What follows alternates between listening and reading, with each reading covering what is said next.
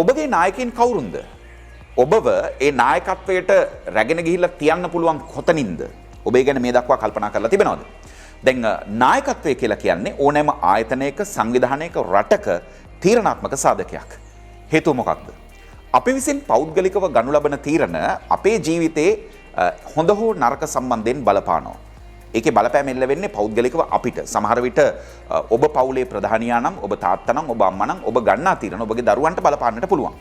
හැබැයි ආයතනයක සංවිධානයක රටක නායකෙක් තීරණයක් ගනු ලැබූ විට ඒක බලපාන්නේ සමස්තයකට.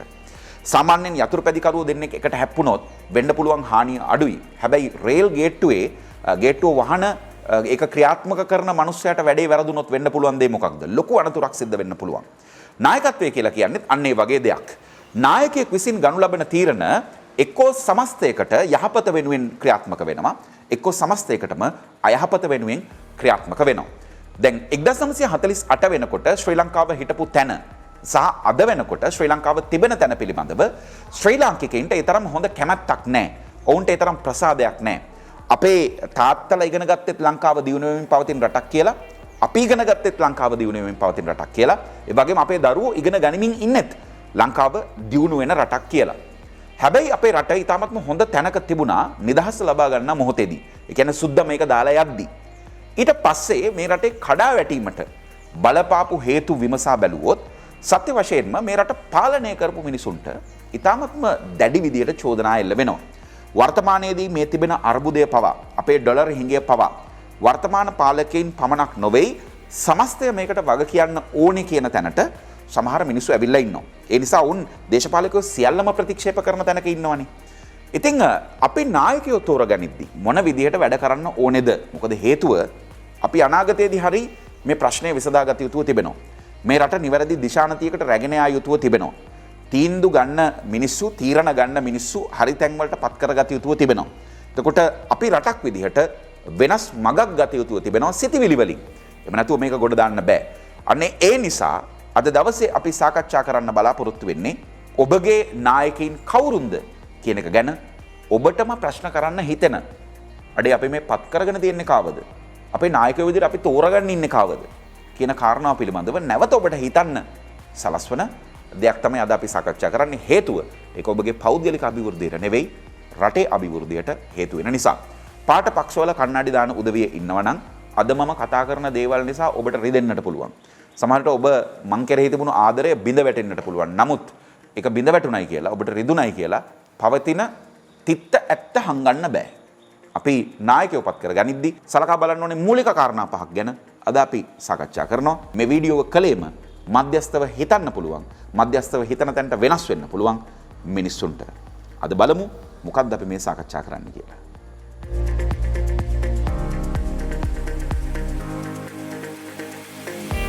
නායකත්වයට මිනිසුන් පත් කිරීමේදී වැදගත්ම සහ විමසිය යුතුම පළවෙනි කාරණාව ඔවුන් නායකත්වයට සුදුසුන්ද?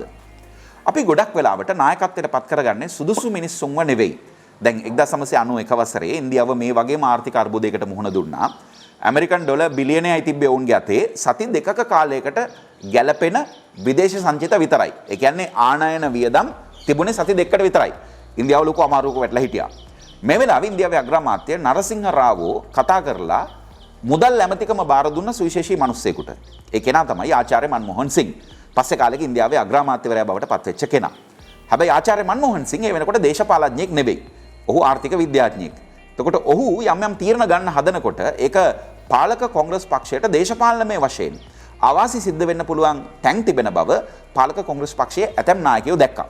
ඒ නිසා ඔවුන් ඒවට දැඩිව විරුද්ධ වුණා. හැබැයි ඒ වෙලාවේ මන්මෝහන් සිං පෙන්නලා දුන්න තමන්ගේ අග්‍රාමාත්‍යතුමාට මේ ප්‍රතිසංස්කරණ කරන්න නැතුව ඉදිරියට යන්න බෑ. ඉස්සල්ලා දේශපාලන අරමුණු දිනා ගන්නත් රටක් තියෙන්න එපා. ඒ නිසා රටේ ජයග්‍රහණය වෙනුවෙන් ආර්ථික දේහයේ පැවැත්ම වෙනුවෙන් අපි තීරණාත්මක ප්‍රතිසංස්කරණ කීපයක් කරන්න ඕනි කියලා මේ අභිනව මුදල් අමාත්‍යවරයා ආර්ථික විද්‍යාඥයෙක්ගේ ඇසෙන් බලලා තීරණ ගත්තා. මේකේ ප්‍රතිඵලය තමයි ඉන්දියාව අද වෙනකොට පත් වෙලා ඉන්න තැන. ඉන්දියාව ඉතාමත්ම හොඳ විදේශ සංචිතයක් ගොඩනගාගෙන තිබෙනවා. ඒ ප්‍රතිපත්ති ඔස්සේ ගිහිල්ලා ඉන්දියාවේ ආර්ථිකය ශක්තිමත් කරන්න ඔවුන්ට හැකියාව ලැබිලා තියෙනවා. මොකද්ද හේතුව? සුදුසු මිනිහෙක්ට වැඩේ බාර දුන්නා. දැන් මම ඔබගෙන් අහනවා ඔබගේ නායකයෝ විදිහට ඔබ පත් කරගෙන ඉන්න අය, ඔබ පත් කරපු අය සුදුසුන්ද කියලා. සමහර වෙලාවට අපි නායකයෝ විදිහට තෝරාපත් කරගන්න මිනිස්සු නායකත්වයේ දරන්න සුදුස්සුද කියලා බලලා නෙවෙයි අපි පත් කරගන්නේ. දැන් උදාහරණයක් විදිහට ගත්තාම අපේ රටේ වරාය හා නාවික ඇමතිකම කළේ ඔක්ස්ෆර්ඩ් විශ්වවිද්‍යාලයේ උපාධිධාරියෙක්නේ ලලිත් ඇතුළත් මුදලි. ඒ වගේ මිනිස්සු ඒ තනතුරු දරුවා. ඒ වගේම මුදල් අමාත්‍ය ධූරයේ දරපු අය අතර හිටිය ආචාර්ය එන්.එම්. පෙරේරා වගේ අය. ආචාර්යවරු හිටියා. හැබැයි අපි මෑත කාලීනව ඔබ ගත්තොත් සමස්තයක් විදිහට 1948 ඉඳන් මේ දක්වා අමාත්‍ය මණ්ඩලවල තනතුරු දරපු අය. ඒ විශේෂේෂ්ඨයන් දියුණු කිරීම සඳහා වගකීම් දරපු අය ඒ වැඩේ කරන්න හිටපු සුදුසුම් මිනිස්සුද කියලා ඔබට කියන්න පුළුවන්ද? ඔබට හිතෙන්න පුළුවන් මේක මේ වර්තමාන ආණ්ඩුවත් සමග තියෙන ආරෝවක් කියලා. නෑ. පහුගිය ආණ්ඩුත් විමසලා බලන්නකෝ. පහුගිය ආණ්ඩුවල හිටපු සෞඛ්‍ය අමාත්‍යවරු කවුද? පහුගිය ආණ්ඩුවල හිටපු නීතිය හා සාමය පිළිබඳ ඇමතිවරු කවුද? පහුගිය ආණ්ඩුවල හිටපු අධ්‍යාපන ඇමතිවරු කවුද? පහුගිය ආණ්ඩුවල හිටපු බලශක්ති ඇමතිවරු කවුද? මේ අය ඒ තනතුරු වලට එවකට රටේ හිටපු සුදුසුම මිනිස්සුද? නායකත්වය දෙන්න සුදුසුම මිනිස්සුද? ඔබ පොඩ්ඩක් හිතලා බලන්නකෝ. ඔබ ඔබගේ දිස්ත්‍රික්කයේ අංක 1ට මනාපවලින් පත් කරන පුද්ගලයා කවුද? එයාගේ අධ්‍යාපන සුදුසුකම මොකක්ද? එයා මොන වගේ පරිචයක් තියෙන කෙනෙක්ද? ඒ අංක 1ට එන මනුස්සයා අංක 1ට එනකොට එයා ඔබගේ දිස්ත්‍රික්කයේ මෙහෙවීම සඳහා සුදුසු මනුස්සයෙක්ද? ඔහුට වඩා සුදුසු නායකයෝ ඔබගේ දිස්ත්‍රික්කේ නැද්ද? ඔබ පොඩ්ඩක් හිතලා බලන්නකෝ. ඔබට පෙනේවි අපි ඉතිහාසය පුරාම මැණික් ගල් ටික යට යවලා ගොමරිටි උඩ අරන් තියනවා කියලා. මේක කරේ කවුද? මිනිස්සුම තමයි. කාටවත් දොස් කියලා වැඩක් නැහැ. මේවා කළේ මිනිස්සුමයි. ඒ නිසා අපි වෙනස් විය යුතුව තිබෙනවා. මේ ගොමරිටි උඩ එන එක නවත්තලා මැණික් යට යන එක නවත්තලා සැබෑ මැණික් උඩට මතු කරගන්න එක මිනිස්සුන්ගේ වගකීමක් බවට පත් වෙනවා.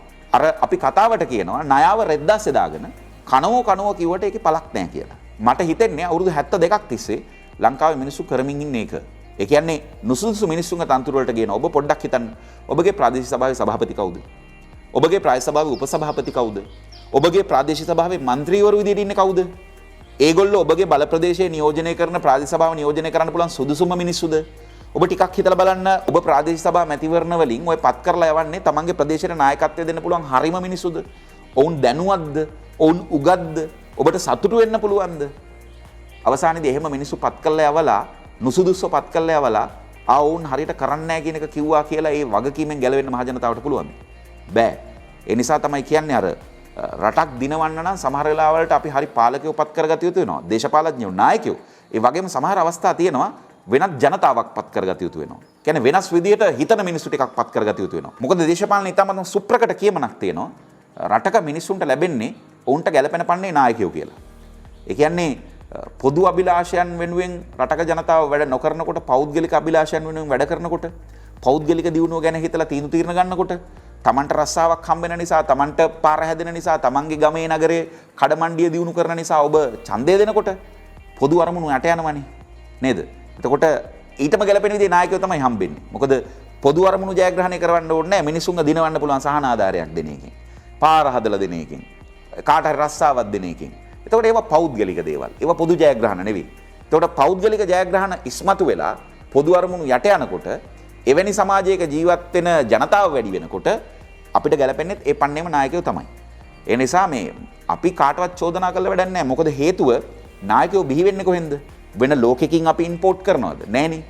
නායකයෝ බවට පත් වෙන්නේ මේ සමාජෙම ඉපදිලා මේ සමාජය ඇතුලේ හැදිලා වැඩිලා මේ සමාජය ඇතුලේ උස්මහත් වෙන මිනිස්සු. ඒකට ඒගොල්ලෝ මේ සමාජයේ තියෙන ලක්ෂණ සේරම අරගෙන යනවා. ගිහිල්ලා ඒවා එතන ප්‍රැක්ටිස් කරනවා. ඒ නිසා පළමුව ඔබ බලන්න ඕනේ කාරණාව තමයි නායකත්වයේ සඳහා පත් කිරීමට පෙර නායකයෝ ඒ සඳහා සුදුසුද? දැන් අපි දකිනවා සිංගප්පූරුවේ අග්‍රාමාත්‍ය රට වෙනස් කරපු පුද්ගලයා ලී කුවන් යූ ගේ පුත්‍රයා තමයි අද වෙනකොට අග්‍රාමාත්‍යවරයා විදිහට ඉන්නේ. ඒ රටවල් කොහොමද දියුණු වෙලා තියෙන්නේ? එතකොට එතනක් තියෙන්නේ පෞල් පාලනයක් නේ කියලා කෙනෙක්ට කියන්න පුළුවන්. හැබැයි ඒ පුත්‍රයා ලෝකේ තියෙන හොඳම විශ්වවිද්‍යාලයකින් ගණිතය පිළිබඳව උසස් අධ්‍යාපනය දක්වා අධ්‍යාපන සුදුසුකම් සම්පූර්ණ කරගත්ත ඊ타මත්ම ලෝකේ පිළිගත්ත ගණිතය පිළිබඳ සංග්‍රහවලට ලියලා ඊ타මත්ම ඉහළ ජනප්‍රසාදයක් දිනාගත්ත මිනිසුන්ගේ අවධානයක් දිනාගත්ත විශේෂඥයෙක්.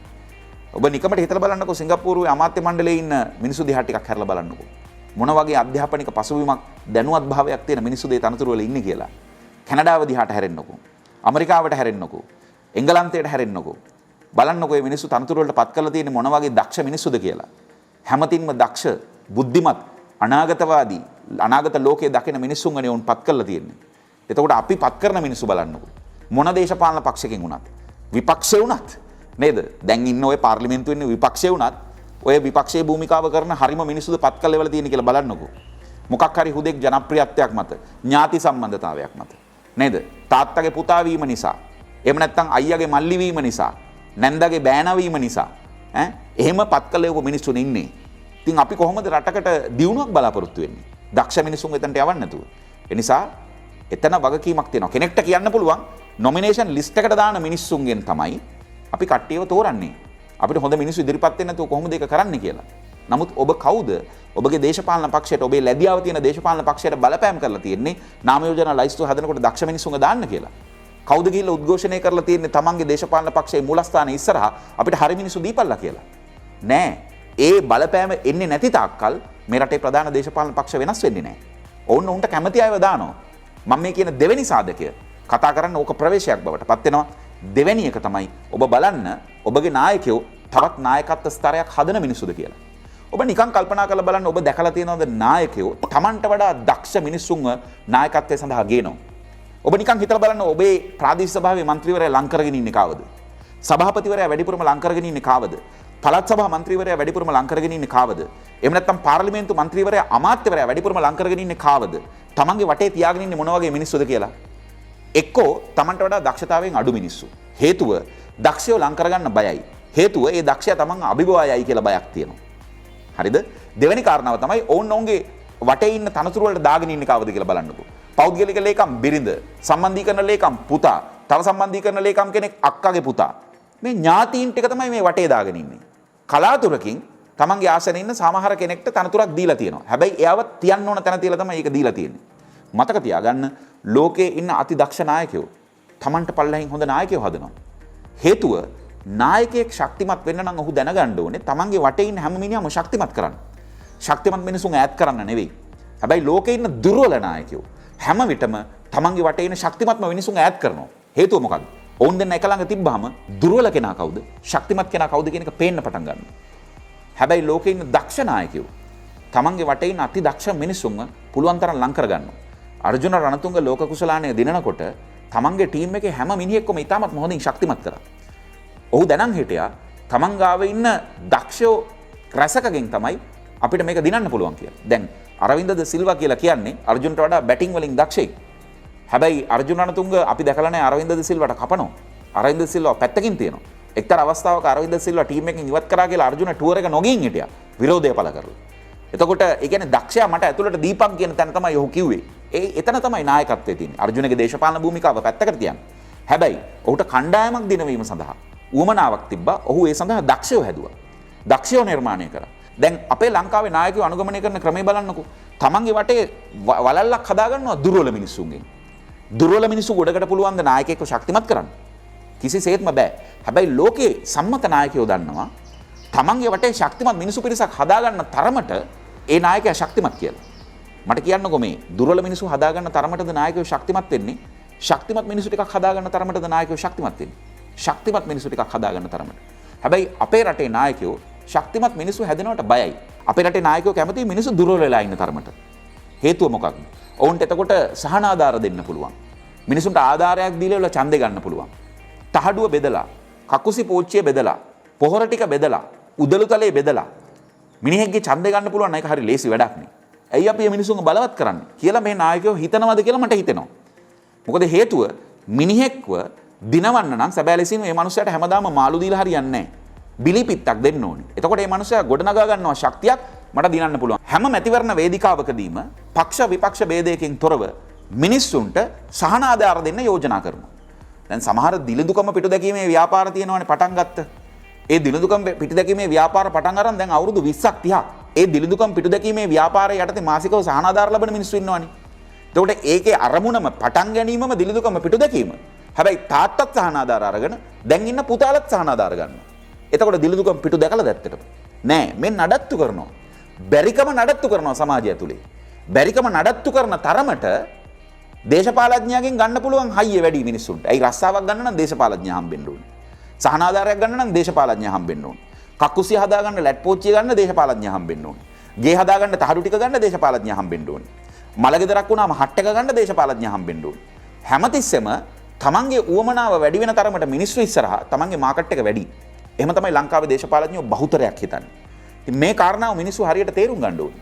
එහෙම නැතුව මේක විසඳන්න බෑ. ඔබ හිතනවද ලංකාවේ මැතිවරණ ව්‍යාපාර ඉතිහාසය ගත්තොත් ඔබ බලන්න හැම මැතිවරණ ප්‍රතිපත්ති ප්‍රකාශයකම සහන නිවේදනය කරලා තියෙනවා. නැගලා මේ වේදිකාවට නැගලා මහා හඬින් නායකයෝ බෙරිහන් දෙනවා. අපි මෙන්න මේ සහන දෙනවා. කාගේ සල්ලි වලින්ද මේ සහන දෙන්නේ? රටේ පොදු මහ ජනතාවගේ සල්ලි වලින්. එතකොට රටේ පොදු මහ ජනතාව මහන්සි වෙලා හම්බ කරලා ඒකෙන් අය කරන බදු මුදලින් තමන් වෙනුවෙන් යමක් කරගන්න බැරි නොකරන මිනිසුන්ට සහන දෙනවා. රටක් ඉස්සරහට යයිද? දියුණු වෙයිද? ඊළඟ කාරණාව. වැදගත්ම දේ තමයි මේ ඔබ තේරුම් ගන්න ඕනේ අපි දැකලා තියෙනවනේ අපි පොහොර සහන ආධාර දෙනවා කියලා. පහුගිය මැතිවරණයේදී පක්ෂ විපක්ෂ නායකයෝ සේරම නැගලා කිව්වේ පොහොර සහන ආධාරය දෙනවා කියලා.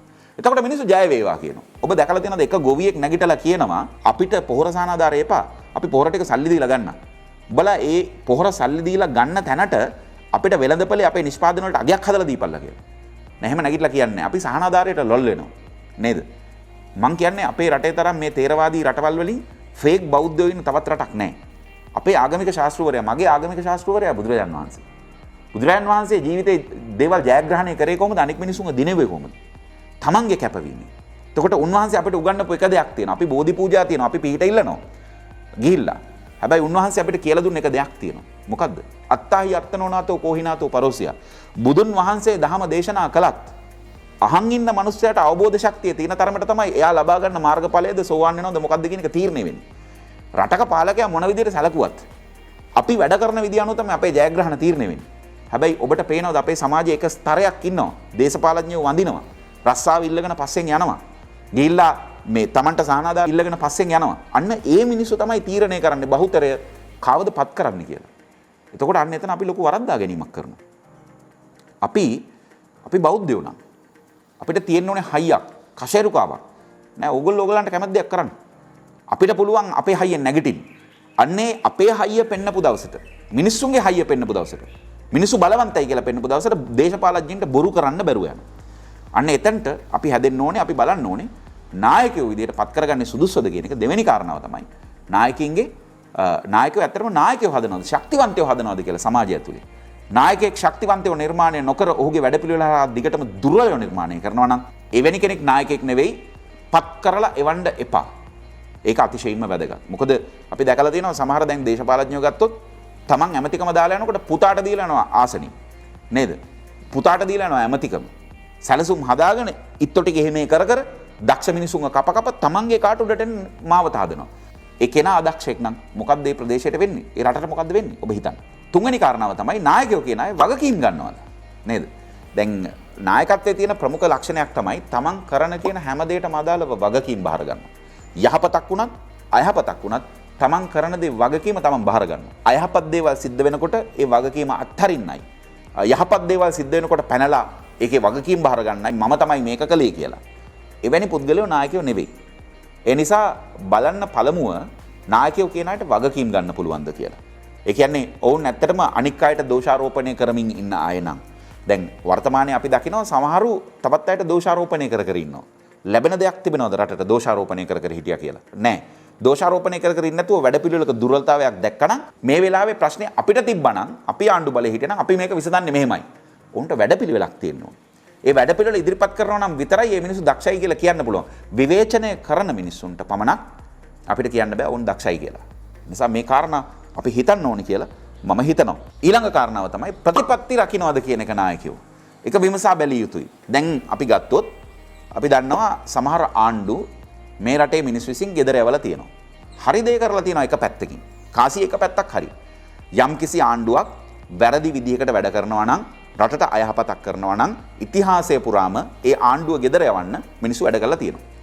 හැබැයි ඒ ගෙදර යවන පාට් එක කරාට ඊළඟට කෙනෙක් තෝරගනිද්දි ඒ තෝරා ගැනීමේදී මිනිස්සු හරි දේ කළාද කියලා ප්‍රශ්නයක් තියෙනවා. ඇයි මම එහෙම කියන්නේ? මොකද ඔබ බලන්න යම්කිසි දේශපාලන පක්ෂයක් වැරද්දක් කළා ගෙදර යවුවට පස්සේ නැවත ආය කාලෙකින් තියෙන ඡන්දෙදි ඒ දේශපාලන පක්ෂෙම බලයට එනවා. හැබැයි මේ පක්ෂේ ප්‍රතිපත්ති වෙනස් වෙලා නැහැ. නායකත්වය වෙනස් වෙලා නැහැ. අදහස් වෙනස් වෙලා නැහැ. හිටපු මිනිස්සුම තමයි. අලුත් වෙලා නැහැ. හැබැයි මිනිස්සු නැවත පත් කරගන්නවා. මොකද අර හිටපු එක එපා වීම මත. මිනිස්සු මේ තත්ත්වෙන් එළියට ඇවිල්ලා ප්‍රතිපත්ති ඇගීමකට යා යුතුව තිබෙනවා. අපි පාලක පක්ෂයක් තෝරා ගන්නකොට, නායකයෝ තෝරා ගන්නකොට. මොකද හේතුව අර දේශපාලන පක්ෂය ගෙදර ගිහිල්ලා වෙනත් පක්ෂයක් ආණ්ඩු කරාට පස්සේ ඇවිල්ලා නැවත කරන්නේ ඔවුන් ගෙදර යන්න හේතු වෙච්ච කාරණා ටිකම තමයි. ඒතර ආයෙ ඒගොල්ලන්ව ගෙදර යවනවා. ගිහිල්ලා ආයෙ අර කලින් හිටපු කට්ටියව පත් කරගන්න. තට්ටු මාරු ක්‍රමයට අපි මේ වැඩේ කරගෙන යනවා. මේක රටකට අයහපතක් මිසක් යහපතක් උදා කරන්නේ නැහැ. මේ නිසා මම කියන්නේ ඔබ ප්‍රධාන දේශපාලන පක්ෂ දෙකෙන් එකට ලොකු ලැබියාවක් තියෙන කෙනෙක් නම් අනේ අපෝ අපිට නම් ප්‍රධාන දේශපාලන පක්ෂ දෙකෙන් ඇරෙන්න වෙන පක්ෂයකට ඡන්ද දෙන්න බෑ කියලා හිතෙනවම නම් ඔබ තුන්වෙනි පක්ෂයකට ඡන්ද දෙන්න ඕනේ කියන එක නෙවෙයි මම මේ කියන්නේ. මම කියන්නේ ඔබට ජනතාව විදියට ඔබ පාක්ෂිකයෝ විදියට ඔබට පුළුවන්කම තියෙනවා ඔබගේ පක්ෂයට බලපෑම් කරන්න. ඔබ හරි මිනිස්සු වෙවන්න නැත්තම් ඡන්ද දෙන්නේ නැහැ. එන්න එපා පැත්ත පළාතේ. කියන්න ඔබට පුළුවන්කමක් තියෙනවා. ඔබගේ නොමිනේෂන් ලිස්ට් එකට දාන අපි කියනවා මේ වංචාකාරයෝ, දූෂිතයෝ, නේ කුඩුකාරයෝ දානකොට ඔබට හයියක් තියෙනවද නැහැ මේ මිනිස්සුන්ව දාන්න එපා.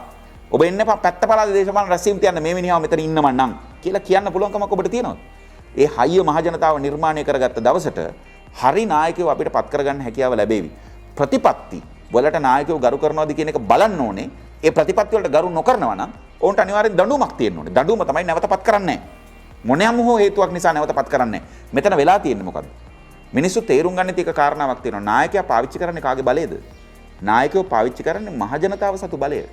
ඒ මහජනතාව සතු බලය පවර්ලා දෙනවා සම්මුතියකින් නායකයාට. මොකක්ද ඒකෙන් කියවෙන්නේ? සමාජ සම්මුතිවාදී අපිට උගන්වන්නේ මොකද්ද? මිනිස්සු සතුව බලයක් තියෙනවා. එතකොට මේ මිනිස්සු පාලනය වෙන්න ඕන නීති සම්පාදනය කරන්න හැම මනුස්සයටම පෞද්ගලිකව බෑ. එතකොට මේ මිනිස්සු එකතු වෙලා තමන් වෙනුවෙන් නියෝජිතව නායකයෙක් පත් කරගන්න. ඊට පස්සේ මිනිස්සු බලනවා තමන්ගේ මතය නායකයාගේ තීරණවල තියනවාද කියලා. හැබැයි අපි පත් කරගන්න සමහර නායකයෝ ප්‍රතිපත්තිගරුක නැහැ. නේද? අපි උදාහරණයක් විදිහට ගත්තොත් ඉතිහාසයේ ඉඳන්ම ගත්ත ජනාධිපතිවරු බලන්නකෝ. අර්බුදකාරී විදිහට අධිකරණය දුන්න තීන්දුව අනිත් පැත්ත හරවලා ගිහිල්ලා මරණය දන්නේ ලක්වෙච්ච මිනිස්සු ජීවිතාන්තය දක්වා සිර දනවා මිදෙන මිනිස්සුට නිදහස ලබා දීලා තියෙනවා. ජනාධිපතිවරට අයිතියක් තියෙනවා එහෙම කෙනෙක්ට නිදහස දෙන්න. ඒක ආණ්ඩු ක්‍රම ව්‍යවස්ථාවෙන් ලැබිච්ච දෙයක්. හැබැයි සමාජයේ කතාබහට ලක් වෙන නිදහස් දීම් කරලා තියෙනවා ගොඩක්. සමහර අය අපරාධකරුවෝ විදිහට හංගඩු ගැහිච්ච අය. සමහරු සමාජ විරෝධීන් විදිහට හංගඩු ගැහිච්ච අය. අධිකරණය ගන්නවා තීන්දුවක් ඒක ආපස්සට හරවනවා. එතකොට ඒක ඉතිහාසය පුරා ඉඳන් ආපු ජනාධිපතිවරු කරලා තියෙනවා. ඉතාමත්ම අර්බුදකාරී විදිහට. එතකොට මේ නායකයෝ ප්‍රතිපත්ති රකින්නවද කියන එක ගැන විමසා බැලිය යුතු වෙනවා. පස්වෙනි වැදගත්ම සාධකය තමයි නායකයෙක් තෝරාපත් කර ගැනීමේදී ඔහු ක්‍රියාත්මක වෙන්නේ පෞද්ගලික අභිලාෂයන් ජයග්‍රහණය කරවමින් ඔහුගේ ඡන්ද ටික දිනා ගන්නද? එහෙම නැත්නම් පොදු අභිලාෂයන් ජයග්‍රහණය කරවමින් ඔවුන්ගේ ඡන්ද ටික දිනා ගන්නද කියන එක බලන්න. මොකද අපි දකින එක දෙයක් තමයි ඔබගේ ගෙදරට මැතිවරණ ප්‍රචාරක කටයුතු සඳහා එන දේශපාලන පක්ෂයේ නියෝජිතයෝ ටික බලන්න. ඒගොල්ලෝ දිහා බලනකොට ඔබට බොහොම පැහැදිලිව පෙනේවි තමන්ගේ පවුලේ එකට රස්සාවක් ගන්න. එහෙම නැත්නම් තමන්ගේ පවුලේ ව්‍යාපාරයක් සාර්ථක කරගන්න. එහෙම නැත්නම් තමන්ට පාර හදන කොන්ත්‍රාත් එක්ක ගන්න. ඒ වැඩේ කරගන්න try කරන මිනිස්සු සහ ඒ මිනිසුන්ගේ නියෝජිත තමයි මේ දේශපාලකයා දිනවන්න ලං වෙලා ඉන්නේ. පෞද්ගලික අරමුණු ජයග්‍රහණය කරවන්න තමයි ගොඩක් දෙනෙක් ලං වෙලා ඉන්නේ. ඔය ලංකාවේ පහුගිය කාල සීමාව පුරා අපි දකිනවා මේ රටේ ප්‍රධාන පෙළේ මාධ්‍ය ආයතනත් ඒ වැඩේ කරනවා. ඒ කියන්නේ තමන්ගේ බිස්නස් එක ගොඩදා ගැනීම වෙනුවෙන් කවුරු හරි අපේක්ෂකෙක්ට ඇලවෙනවා. කවුරු හරි අපේක්ෂකෙක්ට මුක්කුව ගහනවා. හරි ඒක ඉතිහාසයේ පුරාම සිද්ධ වෙලා තියෙනවා. අන්න ඒ නිසා ඔබ බලන්න හැම විටම ඔබගේ ගමේ ප්‍රාදේශීය සභා මන්ත්‍රීවරයා පත් කරත්, පළාත් සභා පාර්ලිමේන්තු මන්ත්‍රීවරු පත් කරත්, රටේ නායකයෝ පත් කරත් ඒගොල්ලෝ වටේ ඉන්න පිරිස පෞද්ගලික අරමුණු වෙනුවෙන් වෙහෙසෙන අයද පොදු අරමුණු වෙනුවෙන් වෙහෙසෙන අයද කියලා. පෞද්ගලික අරමුණු වෙනුවෙන් වෙහෙසෙන මිනිස්සුන්ගෙන් සදුම්ලත් කණ්ඩායමක නායකයෙකුට පොදු අරමුණු වෙනුවෙන් රටක් ජයග්‍රහණය කරා ගෙනියන්න බෑ. මන්ත්‍රීවරයෙකුට තමන්ගේ ප්‍රදේශය ජයග්‍රහණය කරා ගෙනියන්න බෑ. ඒ නිසා නායකයෝ පත් කරගනිද්දී මෙන්න මේ කාරණා විමසන්න කියලා මම ඔබගෙන් ඉල්ලීමක් කරනවා. යනුව කාරණා පහක් මම කිව්වා. පළවෙනි එක තමයි නායකත්වයට පත් කරගන්න සුදුසුද කියලා බලන්න. දෙවෙනි කාරණාව තමයි ඔවුන් තවත් නායකත්ව පෙළක් තමන්ගේ පිටිපස්සෙන් හදනවද කියලා බලන්න. ඊළඟ කාරණාව තමයි ඔවුන් තමන් කරන දේවල් වලට වගකීම් ගන්නයිද කියලා බලන්න.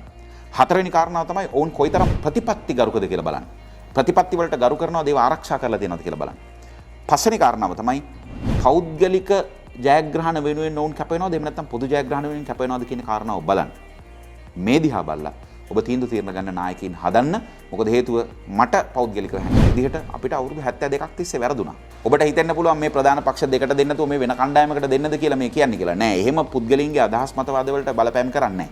මොකද හේතුව තාම ඉදිරි මැතිවරණයකදී මොකක්ද කරන්න කියන එක මම තීරණය කළා නෑ. මම මේ බලාගෙන ඉන්නවා මේගොල්ලෝ දිහා. මොකද බලාගෙන ඉන්න එක හරි වැදගත්. බලාගෙන ඉන්න එක හරහා අපිට තීරණය කරන්න පුළුවන් ගොඩක් දේවල් නිරීක්ෂණය කිරීම හරහා. වැදගත්ම දේ තමයි ඔබ දේශපාලන පක්ෂයකට රාමුවකට මතවාදයකට ඇලෙන්නේ නැතුව ඉන්න එක. මධ්‍යස්ථව ඉන්න එක. අන්න එවැනි මධ්‍යස්ථ මිනිසුන් 51ක් එකතු වෙච්ච දවසක අපිට පුළුවන් ඇත්තටම හැබෑම නායකයෙක් පත් කරගන්න. ගැටලුව තියෙන්නේ අපි ගොඩක් වෙලාවට වෙන වෙන පාට කණ්ණාඩි දාගෙන අපි පත් කරගත්ත නායකයින්ව ප්‍රශ්න කරන්නේ නැතුව ඒගොල්ලන්ට තමයි සියලු බලය තියෙන්නේ කියන දේ කල්පනා කරමින් අපි අවසානයේදී අපේ බලය ඒගොල්ලන්ට අවභාවිත කරන්න දෙනවා. ඒ නිසා මේ කාරණා සියල්ල පිළිබඳව ඔබ විමසා බැලිය යුතු වෙනවා. මේ කාරණා ඔළුවේ තියාගෙන ඊළඟ වතාවේ තීන්දුව తీරන ගන්න කියන කාරණාව කියනවා. මොකද හේතුව මේක ඔබගේ මගේ පෞද්ගලික ප්‍රශ්නයක් නෙවෙයි. මේක අපේ රට පිළිබඳව ප්‍රශ්නයක්. මේ රටේ අපි ජීවත් වෙලා ඉඳලා මැරලා යයි. මොකද පහුගිය ආණ්ඩු ගත්තොත් ජේ.ආර්. ජයවර්ධන මහතා, ආර්. ප්‍රේමදාස මහතා, චන්ද්‍රිකා බණ්ඩාරනායක කුමාරතුංග මැතිණිය, මහින්ද රාජපක්ෂ මහතා, මෛත්‍රීපාල සිරිසේන මහතා, ගෝඨාභය රාජපක්ෂ වත්මන් ජනාධිපතිවරයා ඔය කවුරුත් ගන්න ණය ඔවුන් ගෙවලා යන්නේ නැහැ. ඒ ණය ගෙවන්නේ අපිත් නෙමෙයි. ඔබ හිතන්න මේ වෙනකොට අපේ රට කොච්චර ණයයිද? මේ ණය ගෙවන්නේ සමහරට දැන් ඉපදිලා ඉන්න දරුවෝ. එහෙම නැත්නම් තාම නූපන් දරුවෝ. සමහරට තව අවුරුදු 50කින් 100කින් උපදින්න ඉන්න දරුවෝ. උන්ම ණයකාරයෝ කරලා යන එක අපි කරන්න ඕන දෙයක්ද? උන්ම දනගස්සලා යන එකද අපි කරන්න ඕනේ? අපි ඉතිහාසය සම්බන්ධයෙන් කතා කරනවානේ. ඉතිහාසයේ මෙන්න මේ කාලවකවානුවේ දුටුගැමුණුගේ කාලවකවානුවේ හිටපු මෙන්න මේ වගේ සෙනවියෝ හිටියා, මේ වගේ දක්ෂ මිනිස්සු හිටියා. ඒගොල්ලෝ රට මෙන්න මේ වගේ තැනකට ගෙනාව අපි කතා කරනවානේ. අපි ගැන ඉතිහාසය කොයි විදිහට කතා කරයිද? අපි ගැන මිනිස්සු කොයි විදිහට කියයිද? පොඩක් හිතන්න කියලා මම ඔබගෙන් ඉල්ලනවා. මොන වගේ රටක්ද අපි ඒගොල්ලන්ට දීලා යන්නේ?